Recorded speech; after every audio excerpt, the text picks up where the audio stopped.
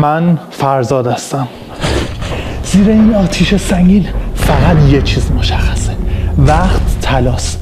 آیا فیلم صیاد و اسفند ارزش دیدن داره یا نه؟ با من همراه باش. سریال کیمیا و گاندو رو که یادتونه، کارگردانش همون کارگردان فیلم صیاده، یعنی جواد افشار، که بیشتر کاراش کارای تلویزیونیه نه سینمایی. یک فرمانده در میانه میدان.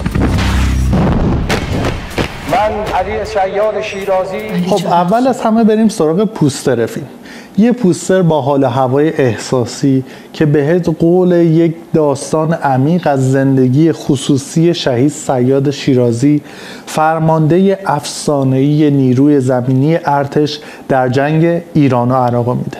ولی خب نه، صبر کن، این یه توهم بیشتر نبود. ولی خدا خیر بده بنی صدر رو، تو رو خونه نشین کرد. آدم دل سیر میتونه ببینت تو با چایی بخوره. اون زنی که توی پوستر میبینید همسر شهید صیاد شیرازیه، ولی در دنیای واقعی همسر واقعی بازیگر این فیلم هم هست، یعنی مارال بنی آدم، همسر علی سرابی.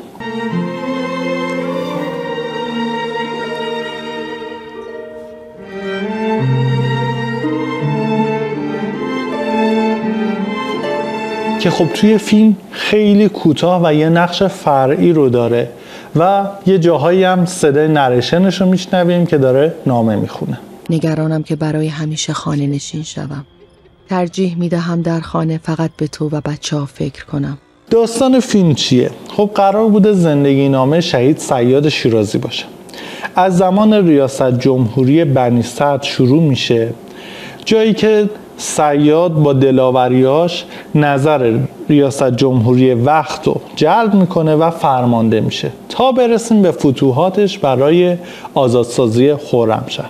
قشنگه نه؟ شما از همین الان سرهنگ هستید. چیه این خبر؟ شاید؟ گوش بده جناب سرهنگ صیاد شیرازی. این جناب سرهنگ صیاد آدم قابلی و جسارتاً. تو آدم زمین نشستن نیست. ولی انگار یه نفر به کارگردان گفته یه سری پیام ایدئولوژیک دارم، میخوام اینا رو به مخاطب انتقال بدی. حالا هر جور شد. برادرای سپاه، پیشمرگای کور، ارتش کارو تموم کرد آقا جان. ارتش. نتیجه فیلمی که زندگی صیاد شیرازی فقط یک بهونه است، یک نخ تسبیح برای رسوندن یک سری پیام خاص. حالا کاش که این فیلم با کیفیت باشه، کارگردانی خوبی داشته باشه. انقلاب نکردیم که اینجور آدم با در رأس امور باشه. تو آدم میتونی. کلیه فرمانده گردانها توجه کنید. تو آدم رسمی. بازیگرا: علی سرابی که نقش اصلی رو داره ولی خب تئاتریه. بذارین رک بهتون بگم، انگاری داره از روی متن میخونه. مختصات دقیق پاسگاه‌های اشغال شده رو می‌نویسم، در اختیار سروان هاشمی قرار میدم. ایشون هم کارشو خوب بلده، دقیقاً همون نقاطو میزنه بدون اینکه کوچکترین آسیب مردم شهر خود وارد بشه. تو این سکانس نادر سلیمانی داره تمام وجودشو میذاره تا یکم احساس به فیلم تزریق کنه، از اون خشکی در بیاره، ولی خب فایده نداره. من خائنم علی، تو که منو می‌دونست. من خائنم. سرت داره نگات میکنه. صبر کن بذار ببینیم چی پیش میاد. هومن برقنورد، نادر سلیمانی و محمد رضا هدایتی هم تو این فیلم هستن، ولی انگار یه جوری که کارگردان بهش گفته فقط یه چیزی بازی کن، همین خوبه. سرهنگ نصرتزاد در سنندج شهید شده. شما اگر خیلی ادعا دارید اول برید سنندج، مشکل اونجا رو حل کنید. چشم. منو موقتا گذاشتن فرمانده قرارگاه. فرمانده کل قوا باید دستور بده. شما هم الکی پا شدی اومدی اینجا. بنی صدر اذیتتون میکنه. مشکلات فیلم از کجا بگم؟ سکانس اول انگاری یک کتاب تاریخی درسی رو باز کردی و مخاطب رو بمبارون اطلاعات میکنی، اونم با یه فرم نمایشی نچسب. ضد انقلاب جدایی طلب متشکل از گروهک‌های کمله و دموکرات میاندار ماجرا هستند.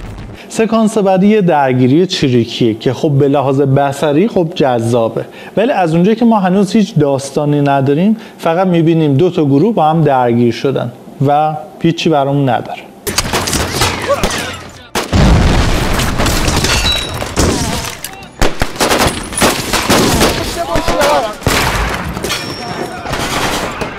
صدای نریشن زن که اصلا رو فیلم نشسته، انگاری که از یه مستند دیگه برداشتن و گذاشتن روی این فیلم.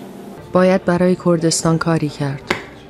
امروز 18 فروردین ماه 1359 به دیدن سرتیپ فلاحی فرمانده نیروی زمینی رفتم. شما این پلان رو نگاه کنین، انگاری این جیپ رو تازه از نمایشگاه ماشین آوردن بیرون، ترتمیز شیک. بعد شیشه‌ش یه حالت خاصی، اصلا انگاری شیشه نداره، ولی تو پلان بعدی می‌بینیم شیشه داره، یعنی هیچ رفلکسی از محیط روی اون شیشه دیده نمیشه. بعدش هم مگه اونجا محیط جنگی نیست؟ یه گرد و غباری، خاکی، چیزی، گلی، هیچی.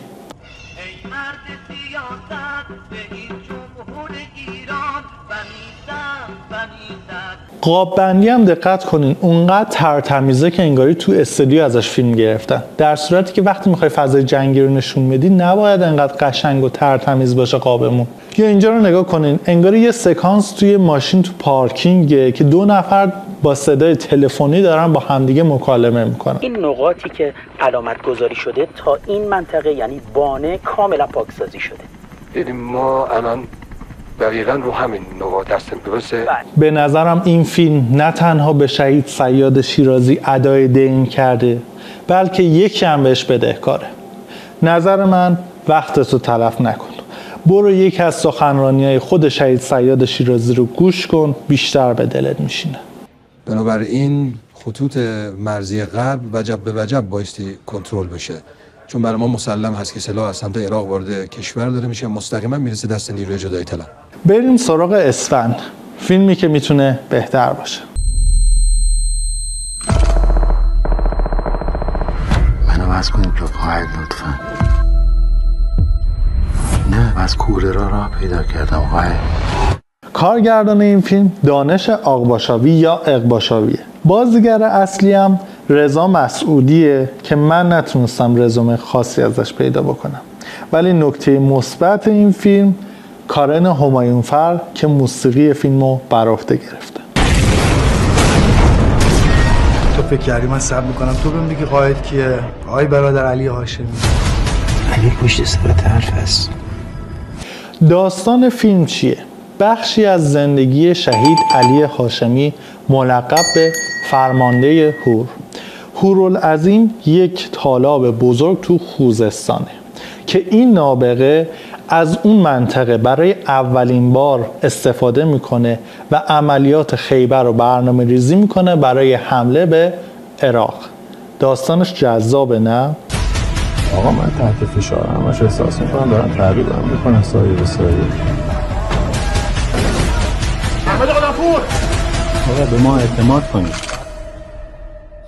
حالا فیلم چطوره؟ ببینید یه مقدار فیلم گنگ بود، نیم ساعت اولش مثل یه پازل میمون، هر چی دیده بودی رو بعد میذاشتی کنار هم تا متوجه موضوع بشی. یه مشکل اساسی هم که بود بحث صداش بود، صدای آمبیانس خیلی زیاد بود و صدای دیالوگ ها نامفهوم، انگاری میکروفون یک کسی گم کرده بود. واسه که مرزتون برقرار باشه تو دیگه انجام بشه. اینجا ما اصلا اینجا نیستیم، متروکن. بازیگرم اونقدر شناخته شده نیستن و نتونستن احساسات اونجوری که باید به مخاطب انتقال بدن. قاب بندی هم بعضی جاها خیلی شلخته میشه، یه جوری که آدم حس میکنه کارگردان گفته همین خوبه بریم پلان بعدی. سلام عیاسری. ها به قرارگاه سری نصرت خوش آمدید. ابشر علی بلمهام رسیدن تکمیل. نقطه قوت این فیلم هم خود داستانه که استفاده هوشمندانه از منطقه هور و تاکتیک‌های جنگی رو به رخت میکشه. اینم برای مخاطبایی که اهل این فیلم‌ها هستن جذابه. شاید مخاطبای عادی براشون یه مقدار حوصله سربر باشه. خودتون هم دست اینایی.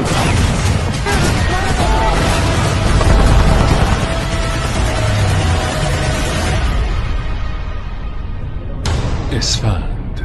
فیلم جنگی باید مثل یه تیر عمل کنه، دقیق، پرقدرت و به یاد موندنی.